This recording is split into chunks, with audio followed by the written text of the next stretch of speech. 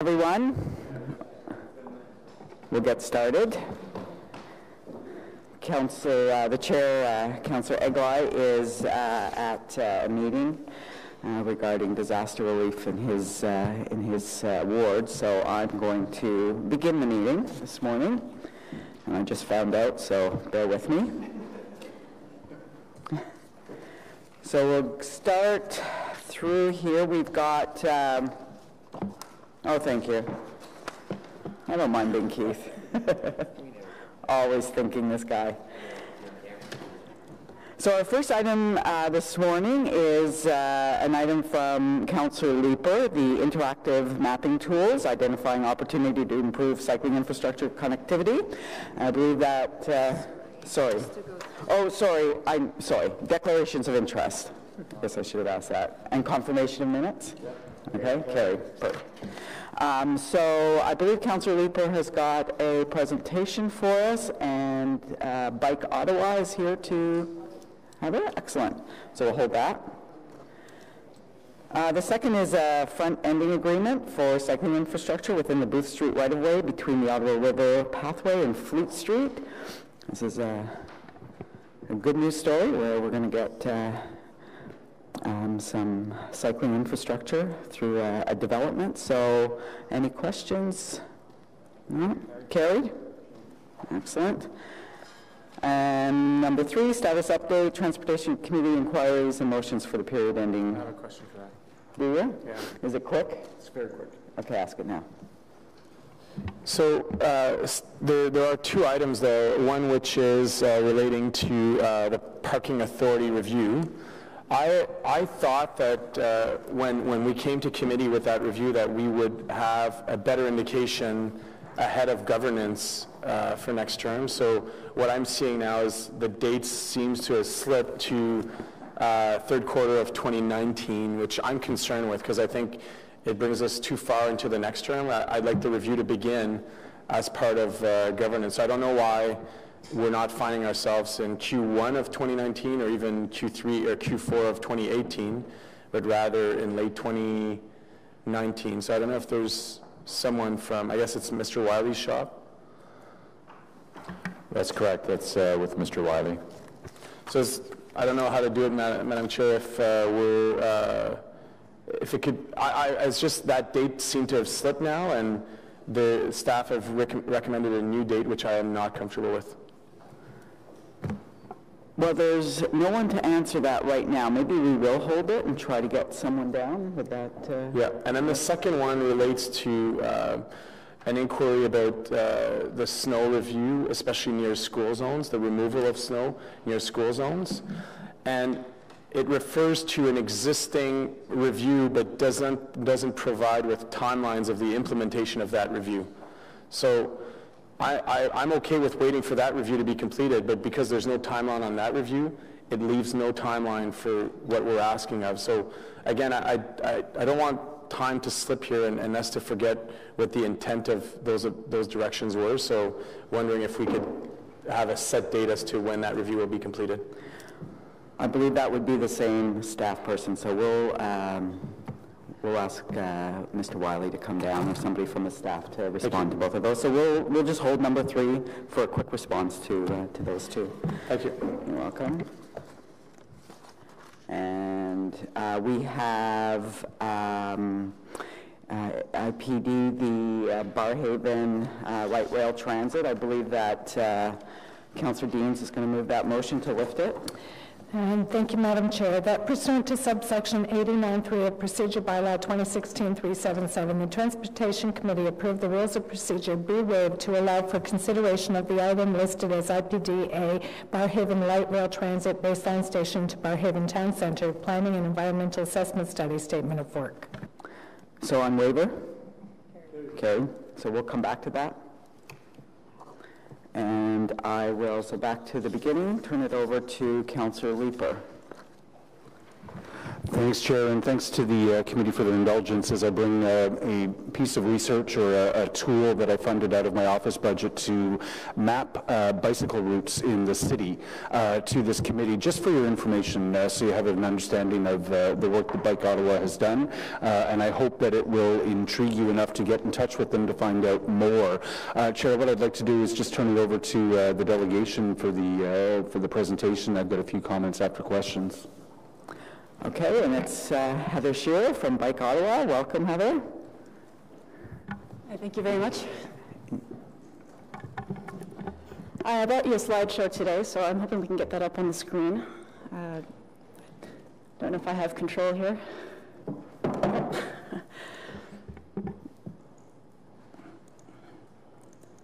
So I'd like to introduce to you the map that our data group put together. This is a group of volunteers. Many of them do this kind of work professionally, but a lot of us are just very interested citizens. So thank you to the City of Ottawa for providing the open data that really formed the foundation for making this possible. So for us, mapping is, so it looks like this is a bit of a not so much a PowerPoint, but we're going to scroll down. So it's not just about where you can go, but for a bike cyclist, it's really where you'd want to go, because traffic stress is really one of the deciding factors in whether or not a route is comfortable enough to bicycle on. And what is traffic stress? We all intuitively have a pretty good understanding of that. So if you can see, there's one person here on probably the world's most protected bike lane, the Mackenzie cycle track. That's a low level of stress, runs in front of the U.S. Embassy. On the other hand, there's another fellow crossing in front along Rideau, and that's a very high traffic stress environment because it's high traffic, there's a lot of volume, speed of traffic, no separation from cars. So we took basically 3 easy steps to making a map, and apologize to the data group for oversimplifying, but basically the first step, document it. And what we mean by that is we just went out into the community and took a lot of photos. We put a grid over the City of Ottawa. This shows approximately the kind of coverage we have, from 0% to 100% of the streets covered with photography. Over the course of the summer last year, we took some 450,000 images and covered 2,000 new kilometers of street. And that was decided by Mapillary. This is the program that we used as being one of their most successful community initiatives in their history. So you can see when we started this project, we didn't have a lot of coverage in June of 2017, and by October we have been all over the city. What that looks like on the screen is you can see there's a representation of where each photo is, and if you click on the lower left, you can bring up a street view-like image. And there's a lot of data in an image like this. You can see a stop sign, you can see a wayfinding sign, you can see that there's a fence in front of the river. Even on the bridge overhead there, you can see there's a light and a speed limit sign. And that's all data that can be entered into a map based on that photograph. That can be entered by users. And also the computer software itself is smart enough to recognize a lot of common things like signs. So yield signs, stop signs are highlighted here. And that can assist mappers in labeling the map, which is our next step. So the City of Ottawa already has a lot of open source data that from the foundation. We just continue to add to that by adding additional labels to the map. So is there a bike lane or not? Is there parking or not? What is the speed limit when it wasn't complete data? So we continue to complete the data that the City of Ottawa had already started by just going in, and it's just like anything else. You've got a photo, point, click, add a label. And from there, the next step is to sort it. So sorting all of these pieces of streets is what really allowed us to assign a level of traffic stress. And we sorted based on a logic that was developed by the Mineta Institute. So first of all, are you separated from traffic or not? Sort into 2 bins.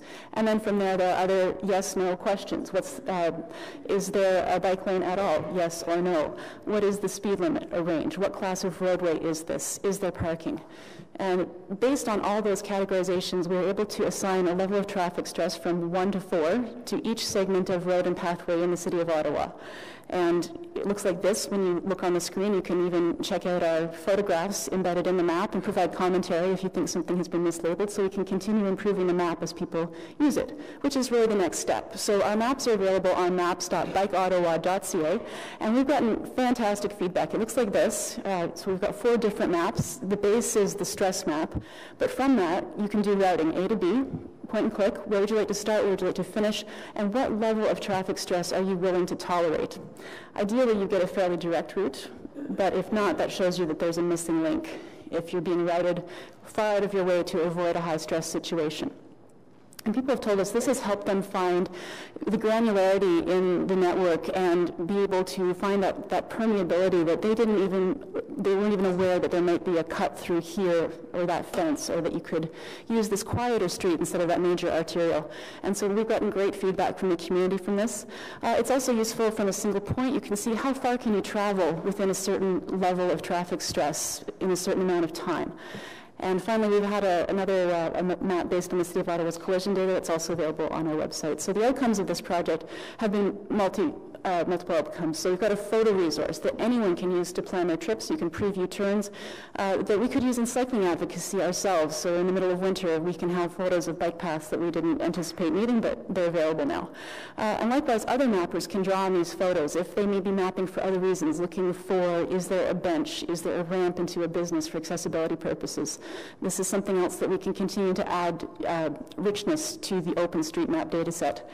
The wayfinding is something that we have improved as we've been improving the map. We are continuing to improve the data, and anyone can contribute to improving that data by providing us feedback through our maps. And so that we've had a number of those comments, and our mapping team is continuing to improve the map. And it's a resource that we can use in advocacy for identifying missing links. And like I mentioned, the community has been finding it really useful as a mapping tool for planning trips. So thank you.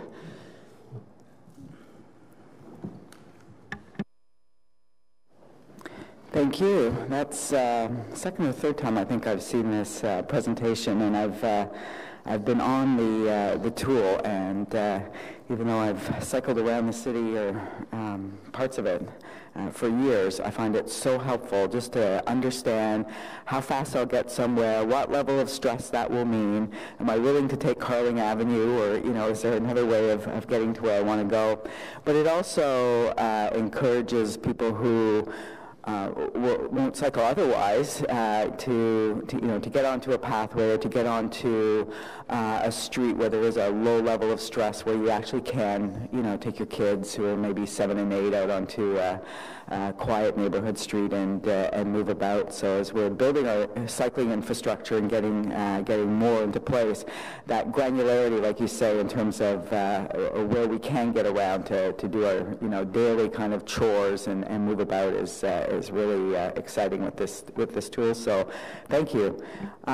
So questions? I'll start with Councillor Harder. Yeah, thank you very much, and thank you for the presentation.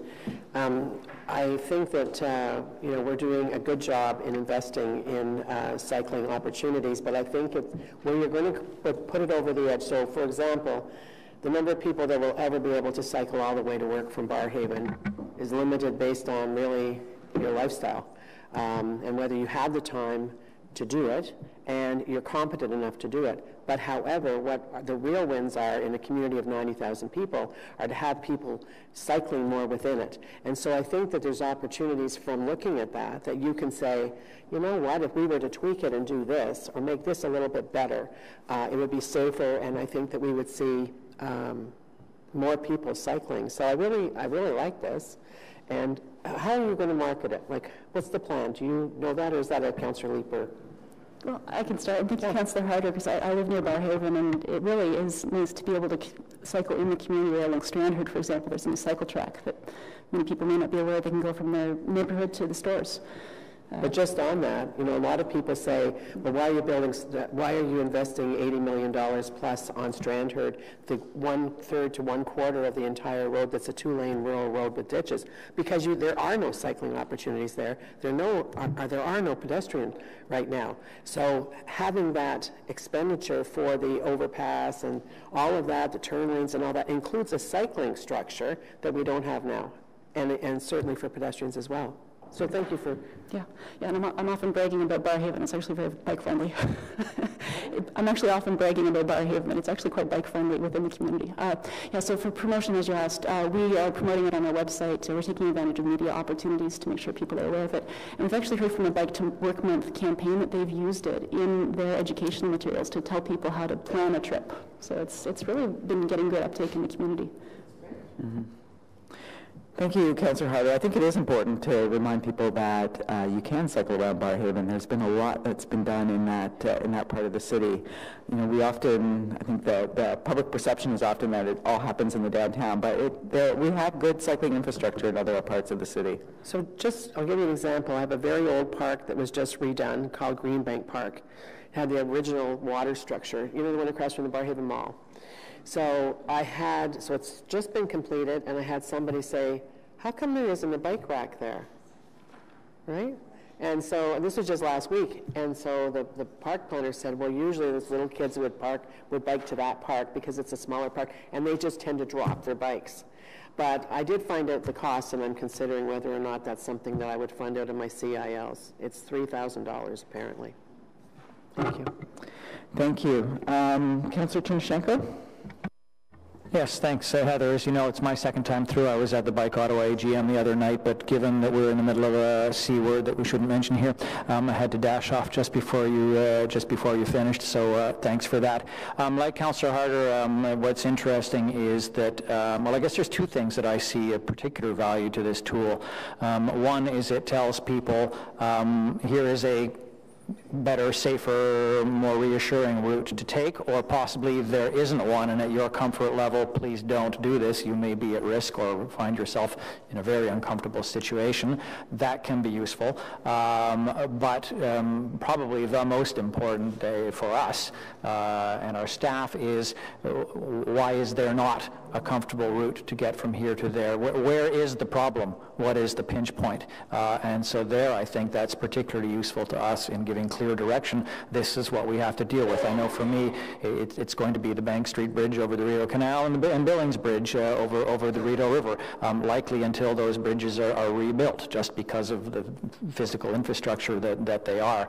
But even to know that, and that so many people are telling us, wow, I want to be taking this ride, but for that problem, gives a higher priority to it, which is great. But also to Councillor Harder's point is that within communities, not everyone, as you say, we often hear almost as a sometimes we hear it as a criticism for why is the city spending a lot of money on cycling infrastructure, because we are never going to ride downtown anyway, and my response is regularly, I'm not expecting you to ride downtown from Barrhaven. That isn't necessarily the point. And in fact, maybe the point is with this map, there's a great way to get to the, I know that item is coming, the new LRT station in Barrhaven, at which point you can either put your bike on, on the train or leave it and come from there. So really just some comments, and thanks for doing this work. I think it's a great example of citizen science, of citizen data. We can't do it all with our budget, but when there are people who are out on bikes, smarter with their smartphones and apps than I am, just willing to turn that on and record that data and submit it is extremely useful, and we're only just beginning to discover how effective it can be. So thanks for doing that. Thank you, Councillor Tymoshenko. And now the mother of Canada, Councillor Wilkinson. Actually, I'm a mother of 3 kids, that's all. Have you seen the TAC map that the Transportation Action Committee of Canada did?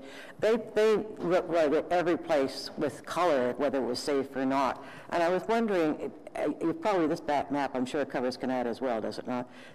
Is there a consistency between what they did, which was by writing them and telling them this is dangerous? It was done by they went over every single route. And what you've got from using this tool, because it would be a very good way of comparing the accuracy from a cyclist point of view. So we haven't done a totally data-based comparison of the agreement between the two maps, but having a look at both of them, yes, there is, you can just see visually that there is a lot of agreement between the categorization that they performed and what we performed. I'm sure that there probably will be some differences just because ours was not done in person, ours was done on the characteristics of the roadway. And so a lot of that it's not based on user experience, boots on the ground necessarily, but they are singing in harmony. And would you be willing to make this presentation to them as well? Oh, I'd happily, yeah. Okay, I'll get them to get in touch with you. The other thing is, one of the things I've been working on is trying to get cycle parking areas for people who can drive part way and then cycle, as you probably know about. These types of things would be handy to have if once we get it, as I think we'll get some, if they're on the map, just to identify where these are. So is it possible to identify other things, where we have the park and rides and we have bicycle facilities and things like this? It's the next step, I realize, but I think it would be really valuable to have that additional information on it. Yes, so absolutely. This is something that we have on our data group work plan, is to put a bike parking app on that. So the location of bike stations is already known to some degree, but to really quantify that, the software itself is actually capable of identifying bike racks. It's visual recognition software. It knows how to do that, so that'll help us locate bike parking. The City of Ottawa also posts a number of pieces of information, such as locations of repair stands. And all of that could be turned into an app to help people locate parking and know if it's covered or not, if there's security cameras, if it's lit, all that sort of information is available. Because one of the issues I get with developers all the time doing commercial is, where are your bike racks? Oh, they're there. That's only enough for 4 bikes. What if it's a family of 6? I mean, there's a real problem with a recognition that people do want a bike, at least in the good weather, and some of it is for local trips, some of it's to get to work. There's a whole series of things. Most of our people tend to use it more recreational. But it is, I think, important, and they are looking for this, and they're having bike groups that go out every week and try new routes and things like this. So I'll get the people who do that to take a look at this too. So this is on your website, I take it? Yes, this is on our website. So Bike Ottawa, so bikeottawa.ca is our website, and maps.bikeottawa.ca. Okay. For the map specifically. Thank you, Councillor Leeper, for actually doing this. I think it's going to be very helpful for everybody, and I think I'll let you know about the TAC meeting. I think they kept one coming up. They do it every month. So. Okay. Thank you, Councillor. Is there anyone else before Councillor Leeper? Oh, Councillor Moffat. Just a quick thanks. One of the issues with when we did Main Street was I had gone out and cycled along it with some folks that were upset that I was against it. And the reality is, when you look at the stress mapping, we looked at the road differently. I was perfectly comfortable on the road as was. And there were people that are looking for a different level of cycling. And when you have a map that creates those opportunities whereas I might have a different opinion as to how I feel in traffic, others feel otherwise. So having the ability to have a program that can send you in different directions based on your level of comfort on the street is a positive. And I think applying that lens through some of our complete street process, and also through the Transportation Master Plan and the cycling, the official cycling plan that we put together, I think this can really tie into that and can make our planning better as we move forward. So thank you. Thank you, Councillor. Councillor Kakish. Thank you, Vice Chair, and Scott, that was Old Ottawa East Main, not Manotick Main that you were talking about? I said Main Street. Good. I've met with you guys on several occasions, and one of the things that I've raised with you was the recurring theme of missing links in the suburbs, which is a big issue for a lot of people that we hear from, and sometimes it takes 1 or 2 cycling advocates in the community that really advocate and work with us through those things, and with city staff, Robin Bennett and others that are there as well, who have helped us with the coordination of some of that. How have you found, have you seen any sort of progress over the last few years in terms of some of those missing links, specifically asking, in areas like Finley Creek, Riverside South, or Barrhaven?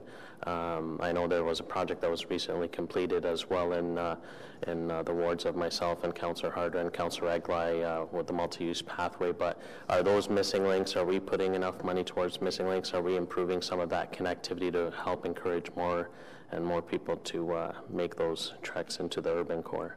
Yeah. Are we putting enough into missing links? Well, as a bicycling advocate, I have to, of course, answer that you can always do more. But I will say I am very pleased that the city is recognizing that missing links are critical, and I'm constantly being surprised when I'm out on my bike and there's a new link that's been created. There's always something happening. So I give a lot of credit to the city for recognizing that and working at that. Of course, we'd like to see more and faster, but we're always seeing when intersections and roads are getting rebuilt, that they're being rebuilt as complete streets and complete intersections, and that's going a long way to filling in those missing links. So I think a tool like this can help identify them and perhaps bring some more attention to them, but overall we are moving in the right direction. Yeah, thank you. Councillor Dewars. Thank you, Heather, and thank you, Mr. Chair, and thank you, Heather, for the presentation. I just, in rural area, we've been really struggling with cyclists to make sure that they're safe, and I know that in some rural community, like in Greeley, for instance, the community has been working very hard, and now they created something called the Greeley Loop, and that connect all our villages together, because as you know, Greeley was built mostly by OMB and not by the city, and we didn't have, no one followed the secondary plan or the CDP. But with the hard work of the community and also the work with our city staff, we were able now to have a Greeley Loop, and soon enough we'll be connected to the multi-use pathway because we're still missing a small link. And from there, this link is going to give us access to be able to go up to Osgood or down to Manotick with the new bike lane we just put on Mitch-Owens. I know it's people talking about Mitch-Owens is very dangerous and it's very scary road, but we've done lots of work. We widened the road. We put a special bike lane from Dozwa almost all the way to the Shoppers Drug Mart. Then we can connect to Councillor's Moffat. So we're really working hard on making sure you're going to be able to identify all these little pockets in the communities, how we're going to connect them together to that map so we can give, and working with our offices to make sure there is enough safety and making sure that we can promote these for you. Yes, so absolutely. Our map captures the entire City of Ottawa region, which is a huge area. And as new infrastructure like the Greeley Loop opens, we update the map to reflect that. And a coworker of mine actually lives in Greeley, and he told me about the Greeley Loop when it opened and what a great initiative it was, and how much he was enjoying it to be able to get out and get around the community, and how much he was looking forward to having it connected to the Osgood Rail Trail. So it's a job well done for Greeley, a great cooperative effort. Well, thank you. This is very good news. And if there is anything else you can reach out, so we can work with you. I'll be more than happy to promote that. Thank you. Thank you, Mr. Chair. Thank you, Councillor Drews. If there's no one else, then I'll turn it over to Councillor Leeper. Thanks. Heather, just a couple of quick practical questions. Can you even begin to calculate how many volunteer hours were put into this initiative? I see, and we want to make sure that Matthew Darwin isn't unrecognized here. I know he did a lot of work. Is it a couple of thousand volunteer hours, more? Well, in some ways, I want to say we were having so much fun we didn't keep track. Don't admit that. But we do have a large group of volunteers. We all have different interests. And so, for example, I had a big role in taking the photos and riding my bike doing that, and countless hours because I just really love doing it. So several hundred hours of photography. And I would expect several tens of hours of programming, maybe into the hundreds.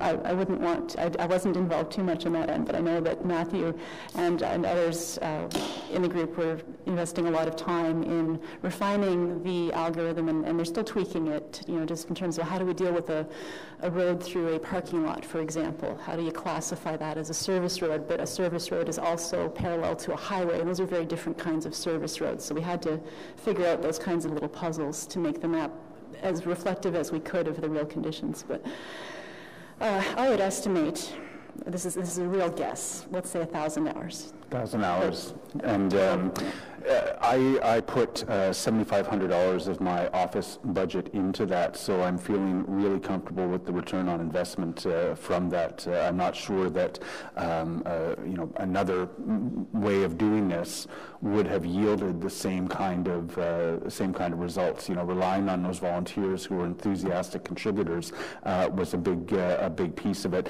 And I would encourage folks to take a look at the full report as well. There are case studies in here about how can this tool be used to help build better routes to schools, better routes to shopping centers, better routes for various different things. It's interesting, I closed a block of road in the ward to connect the city park with the NCC park at Pontiac. Within a couple of days, maybe, that had been reflected on your map. What is the maintenance plan? Is this real time? Is it going to be continually updated? Yeah, the map is updated in live time, essentially. So I think, as you mentioned, when that road was closed, I think the update was happening before the media stories were out, basically. So our volunteers are really enthusiastic mappers, and we try to keep updates happening continuously. There's a big street mapping community here in Ottawa, probably one of the most active in Canada. Absolutely. And we take advantage of that, absolutely. So the, my final point on what was done here was, I'd love all of us to encourage these kind of, as David called it, citizen science or crowdsourcing type of efforts to be put into place. In the course of this term of council, I've put in place the I Bike, I Buy app, which allows people to enter how much they purchase when they're shopping. Some great crowdsourced data there. All the data is open. You can see what kind of purchases people are making, even just during the recent outage, inviting people to fill out, to map where they had power and where they didn't was a success. We can leverage volunteers to create a lot of the data that we need to make better policy choices, and we can do it for a lot less money to the taxpayer by leveraging the very enthusiastic contributions that residents are making. So I do appreciate the work you do on this. I encourage everyone to take a look at the report that you furnished to me, and which is attached to this item for examples of how it can be used to make better policy. And I thank you very much, Heather. Okay, thank you. Thank you, and thank you everyone for that discussion. So can we receive this item? Receive. Now we're going to go to Barrhaven Light Rail Transit, baseline station to Barrhaven Town Centre, planning and environmental assessment study, statement of work. Councillor Harder. Thank you, everyone, for the opportunity to sit with you today and to speak about this project, which, as you know, well, as you don't know, but as Councillor Deans and I would know, back in 2006, we were having a discussion that was very different. So this is almost like back to the future. Thanks to the Mayor and Council for supporting the approval of funds to initiate the environmental assessment for this critical transportation link. As the study unfolds, it will reveal how desperate Barrhaven is for transportation infrastructure, both to and from Barrhaven, but also within Barrhaven. We need this high-quality LRT, but also other key cycling and pedestrian facilities, along with roads, intersections, and interchanges. Those who live, work, and play in Barrhaven are all very excited to see this environmental assessment get underway. And as Barrhaven continues to grow, we know that of all the city's growth, approximately 1/3 took place in Barrhaven. Barrhaven is now about 90,000 people, a large Ontario city. Major retailers like Costco, Canadian Tire, Walmart, and so many are all here serving the community. The headquarters for RCMP and Tomlinson have located here, and more are to come. There are in the order of 15,000 to 20,000 new homes that can be built in Barrhaven in the existing urban boundary, 8,000 of which are expected in the town centre alone. And of course, we have challenges. Transit and Southwest Transitway. First and foremost, I'm very happy that this study will dovetail with the grade separations environmental assessment, a key priority for this city through the work that we've done with VIA and Transport Canada to make Fallowfield Station safe, as well as all the rail crossings, including the Transitway and the road networks of Woodruff and Fallowfield. Between the Sportsplex and Baseline Station, bus-only lanes have worked well, but it's time to look at a fully grade-separated facility. The Barrhaven BIA held a workshop to look at how the Barrhaven Town Centre will develop over the next several years. If 50% of the peak hour trips use transit, and we believe that that is possible, that will be about 7,000 new riders in the mornings and afternoons on the LRT. Unfortunately, the study area stops at the town centre because there are thousands of new homes to be built on either side of New Greenbank Road that could benefit from the LRT. By the way, the existing 95 routes south of the Jock River are terrible and need fixing. And I want to thank personally Mr. Manconi and his team for doing what they are trying to do on a daily basis to help that out. With regard to cars, bikes, and pedestrians, note to city staff, and thank you, Vivi, for the work you've done on this. When you dive into how much is going on in Barrhaven, you're going to be shocked. And I know that you attended a meeting back in February, late February, I think it was, and you took the opportunity to drive in the dark down Greenbank Road, and you were quite surprised. Even with LRT, we're still going to see big demands wanting to get across the Fallowfield screen line. Greenbank Road needs to be widened. When Strandherd Drive opens, there will be overcapacity. We need to find ways of using other roads like Moody Drive, which is underused. It will need some investment for sure to make it navigable, but certainly it is an opportunity. Canada and Orleans all have 3 highway interchanges. Barrhaven has 1, and we can't get to it. We need another one at Barnsdale, and Councillor Moffat and I have been working on that, and as is MPP Lisa MacLeod. When these projects are designed, it will be an opportunity to improve the cycling and pedestrian networks throughout Barrhaven. Funding in the Transportation Master Plan and the official plan, through that, the DC bylaw has money for Strandherd, Greenbank, Prince of Wales, and Jockville. That's good, but we need more funds for LRT, Greenbank Road through the Greenbelt and the Barnsdale interchange. When we start updating the OP and the TMP, this LRT, along with other transportation infrastructure, will need to be included. So thanks to all of you for your time, and if I can speak for all of Barrhaven, and my part of Barrhaven anyway, the entire community is looking forward to studying and working with the city on this important study. Thank you very much. Thank you very much. I'm just going to jump in very briefly here and interrupt the meeting shortly. I've got to run back down to a tornado relief meeting, but I just want to take this opportunity as the chair of this committee. First of all, I want to thank the vice chair for jumping in at the very last second and doing a wonderful job according to Twitter. But I just wanted to thank each and every one of the committee members over the last 4 years. I think we've done some amazing work. We've made a lot of progress on the LRT file. We've made a lot of progress on cycling. Made a lot of progress on moving towards a Vision Zero approach for the city. We have a lot of work to do going into next term. We have the introduction of photo radar. We have the big report coming back on Vision Zero and what principles can be applied in the city. But again, I would be remiss if I hadn't run out of that meeting to come to this meeting to say thank you to all of you who have come out, done good hard work on these files, and represented your constituents and all of the city very ably on all these very difficult transportation files and snow files and asphalt files and everything else that falls under this committee. So again, I'm going to turn it back over to the vice chair. But again, thank you so much. And this goes without saying, this is the last meeting of this committee for this term. There will not be one in November. And thank you for letting me interrupt you there for a minute, Councillor Harder. And I'll turn it back over to Councillor McKinney. But again, very much thanks to all of you.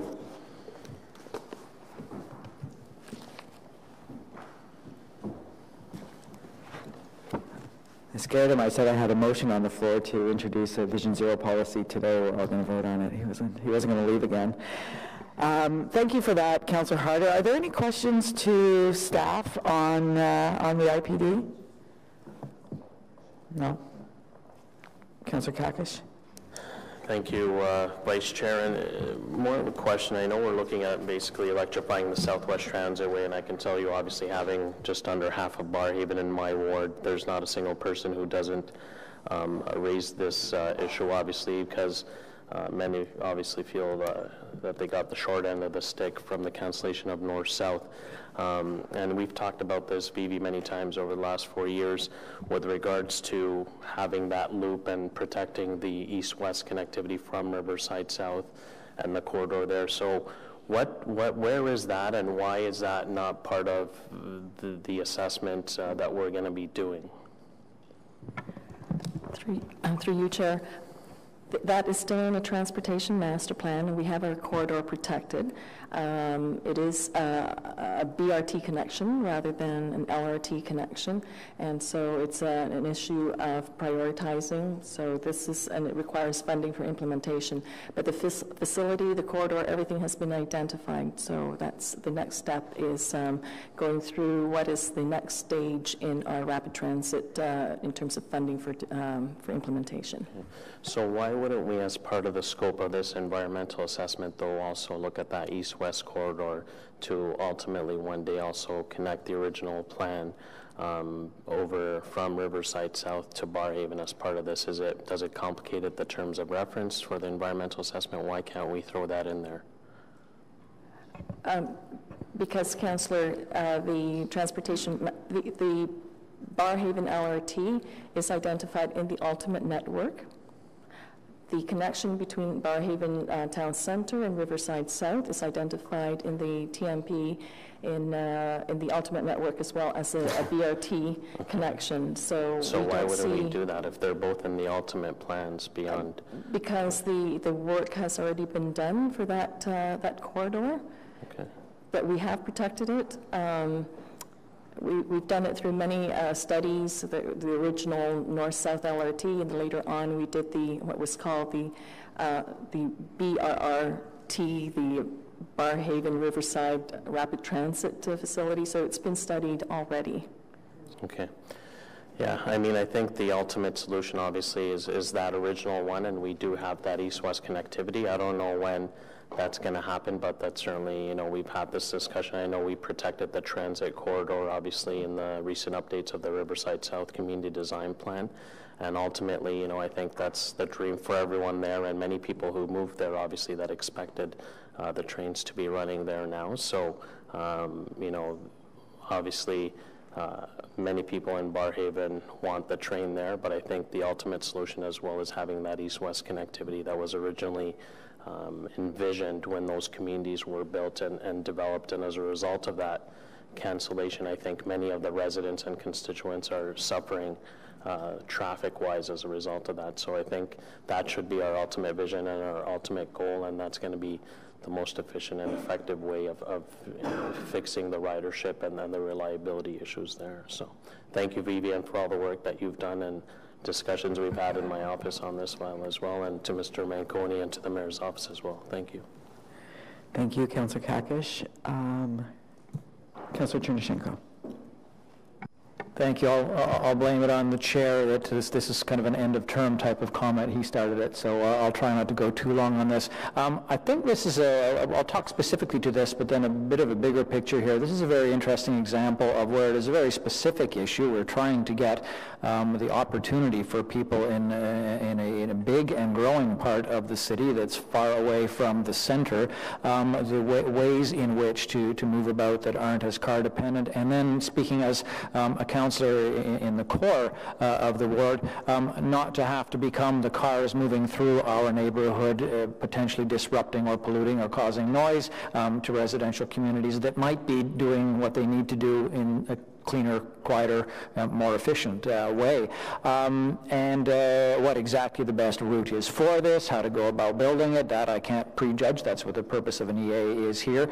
I certainly, I certainly know the value of doing the EAs as soon as we can, because that's how you get your project shovel ready. That was certainly the benefit for me with a project I was so passionate about, what's now been named the Flora Footbridge, where having that shovel ready when infrastructure money became available was absolutely critical, because it was, ta-dam, here we are, thanks for the money. Not quite as simple as that, but it's important when we know these projects are key to our network to get them ready for funding, because we all know can't be funded purely on the municipal tax base.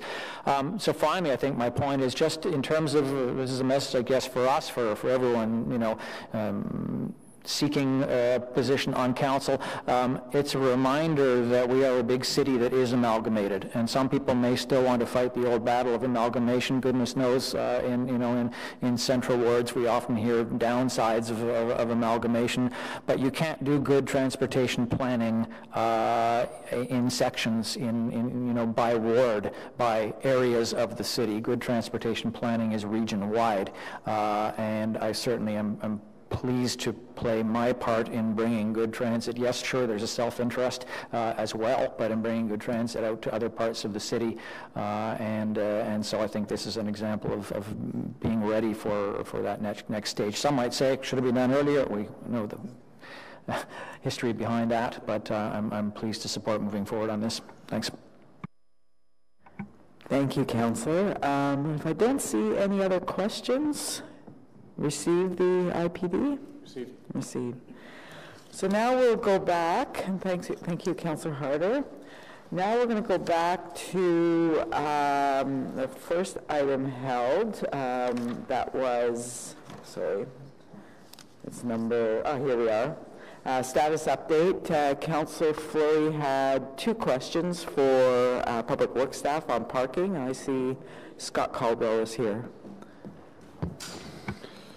Yes, merci Madame la Présidente. The situation is that we've highlighted to staff, vast staff, to review different models in terms of parking authority. I believe that should be in line with our governance review of council, because it's a significant decision and discussion. And right now I'm seeing the proposed IPD timeframe missing that window. So I wonder if we can review and give a direction to staff to ensure that it's in line with our governance period. Does staff want to respond to that? Chair, we're currently underway with a refresh of our municipal parking management strategy. We are first and foremost looking at the strategy as a whole to ensure that it's current, and it was originally approved by Council in 2009, so some time has passed. Following that, and we've done some great work, and there's been some consultation that's fed into that to this point, but there's still some work left to do and some broader consultation to occur. Following from that, we will be, once we set our mandate and confirm that, we will be undertaking in the governance review as well as the development of a bike parking strategy, and all that is intended to roll together. And the date that we have provided to this point is September 2019, in order to ensure and allow for an appropriate amount of consultation to feed into that process. So I'm looking to the clerk's office. Could you remind us when the new term governance will be in terms of period? Madam Vice Chair, it's anticipated that the term of council governance review would be tabled at the last meeting of this term of council at the end of November and considered at the first meeting of the new term of council the first week of December. So I don't know how staff comment and committee's objective, because this is something we've talked about at committee now well over this term. It's not about a parking review, it's about the way we can structure parking and bring a new model can be done. So I think there's the review that staff are undertaking relates to existing operations, and sure, we'll consider other models, but I think from a committee standpoint, there's no better time to do so than governance. So I'm wondering if we can get clarity from the clerks as to procedurally how do we get that integrated in the governance period. Madam Vice Chair, I'll defer to Public Works and Environmental Services staff as to whether they in fact have the resources and time required in the next 2 months to in fact provide that information in accordance with the timelines of governance. It does not sound to me like they do at this stage. Committee would be able to give direction to provide an update in accordance with that timeline, but it would depend on whether staff can actually accommodate the work required to do this governance review. Just to call the reality is this committee and the council early in the new term will need to make a strategic direction as to how do we want parking to be managed in the city. And the challenge is, if we let staff do all of their work, we're not giving a direction as to the model that council wishes to embark in. So in my mind, it's less so of the operational work that staff would have to do. It's about this committee and council setting a direction. And by the timeline that's provided, we are way too advanced. We would be way too advanced in the new term to see a result and a shift in another term, which brings us back to this. This initially came up in my first term, which was before 2014. Staff carried through and said, yeah, in 2014, between 2014 and 2018, we're going to review it. Now we find ourselves pushed into almost the midpoint of the next term. This is like 6 years more than what was ever anticipated. So how can this committee put its weight into a direction relating to the governance of a parking authority? Madam Vice Chair, I would be happy to take... Can I do a direction? Can we do a direction, or do we need a motion? Do we need... It would be appropriate, I would be happy to take his direction back to the city clerk and solicitor, and Mr. Caldwell back to the general manager, a direction to review what scope of information could be provided to members of council with the governance report. At this time, I'm not aware of the scope of work that has been done and would be required, and whether that is achievable in that timeline. Right, but I believe that the scope of work is walking us through this channel of 2019, which I actually don't believe is needed. I think there are best practices across the country and even in Ontario settings that we could just rely on and proceed. So I'm fine with what you're saying. This is more of a committee power versus the bureaucracy timelines. Like, I think if committee sets the tone of to what the objectives is, then great, go and implement it, right? I think now it's feeling the other way around, where staff are going to come with a final accomplished product, which is too late in the term. So I wonder if we can just tweak the direction and ensuring that as part of governance, council set an objective relating to parking authority. So if I understand you correctly, what you want to ensure is that as we're looking at governance, we're considering, or we're saying, consider all models. Think through what we're doing around parking and all models.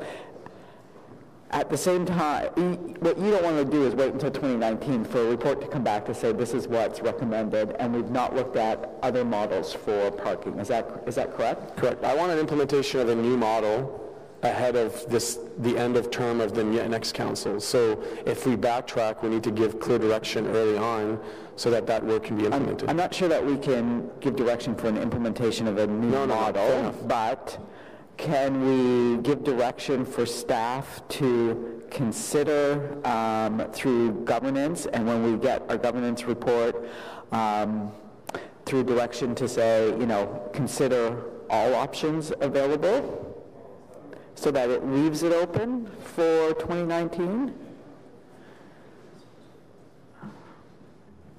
Sorry, Chair, just to clarify, actually to back up maybe to clarify, the process that we are working through right now is to update the strategy and update our mandate so that when it comes time to undertake our governance review, we're considering all options, and that has always been what was anticipated, but we're going to evaluate those options based on our confirmed mandate that we're trying to establish in the process that we're walking through right now, rather than picking a governance model and then finalize or firm up an update what our objectives are and what the parking strategy mandate is. Yeah, I want the memo back before next council on the issue, because we're walking down the rabbit hole here. If we go and have a new model, the new model will have to set out a new mandate, which will come back to council anyway. So, no offense, Scott, but I don't agree that we should do this the mandate. I think the mandate walks us through a very it's like it sets us up for an outcome that why don't we look at the model? Is this the way we want the delivery of the program? And then establish what the mandate would be around that. So a memo back before the next council on what that would look like going into governance. Is that doable? Madam Vice Chair, generally the council-approved motions and inquiries and directions process provides that where a direction or inquiry cannot be undertaken within existing resources within a reasonable amount of time, council would require a motion to direct that work. So at this point in time, we need to indeed review that with the department and the timeframes in which they can undertake it, and if so directed, can absolutely undertake to provide information before council next week on the scope of that. Okay. Yeah, can we get a scope of the framework and the work plan, and then council can decide with its open eyes on it? Does that work? Yes. Okay. Okay. So do we need a direction, or is that the direction? If we could, Kelly can assist in writing that out, but yes, we can take that as direction. Yeah, we'll get that. Okay. Thank you. And there's the second one, Madam Chair, which is, it's a simpler one. It's just, we need a timeline for the implementation of the snow operation review so that the subsequent step can follow. So right now in the sorry, the title there of the program is that item on the agenda is the status update. So the status update on, it just sets no timeline. So I'd love ahead of council to clarify what is the timeline for the implementation of that snow review so that we can actually move to other things. Because right now it's an open-ended response by staff. That's fair enough. We can give that to. So with that, Carrie, status update. Excellent. Notices of motion for consideration at a subsequent meeting. Inquiries? I have two. And I have one. Okay. Go ahead. You said it first. Thank you, Madam Chair. The Public Transit Infrastructure Fund was used to accelerate and support the city's investments in the O-Train Confederation line in Stage 2 LRT and in citywide cycling and pedestrian initiatives with the goal of enhancing connectivity to our transit system. As part of this fund, a portion of the sidewalks on Southgate Road were rehabilitated to better connect residents to nearby transit stops. Unfortunately, the sidewalk rehab ended mid-block, and residents on Southgate Road are disappointed that half the street sidewalks remain in poor condition. It seems unreasonable that staff did not have the flexibility to expand the scope of the project to include the one block of remaining sidewalk. In order to avoid this in future, can staff review the policy used when planning PTIF projects or similar programs to ensure that we are using a common sense approach for sidewalk rehabilitation projects? Thank you, Chair Deans, or Councillor Dean, sorry, Councillor Fleury. Thank you, Madam Chair. I have two inquiries. The first one is understanding that some of the city sidewalks have higher traffic volumes than the roads they are beside. Could staff review the options for improving snow clearing on the busier sidewalks, including a feasibility of implementing a pilot project? Specifically, I could give an example of Cumberland Street or Somerset Street near the University of Ottawa campus. And my second inquiry is, can the General Manager of Planning, Infrastructure and Economic Development review new and planned infrastructure project with coordination of new utility installations? Specifically the new road project on Marier and Telus new installations, to determine what can the city do better to coordinate planned infrastructure project in the same physical area to protect the integrity of the new city infrastructure projects, prevent new infrastructure from being damaged, and ensuring that if utility companies damage new infrastructure, that they repave a broader section to ensure value and integrity of cities' investments. Thank you, and I have one as well. I'd like Transportation Services staff to report back on strategies that can be used in the downtown core where it is consistently shown that drivers are blocking private driveways. What can be done in terms of signage and pavement markings to deter drivers from doing this? What are the best practices in other cities to discourage blocking of driveways? And has the city looked at increasing the fine for parking and blocking driveway, which is currently set at $70. Any other inquiries? No? Other business? No? Adjournment. It's been a pleasure being your chair for an hour.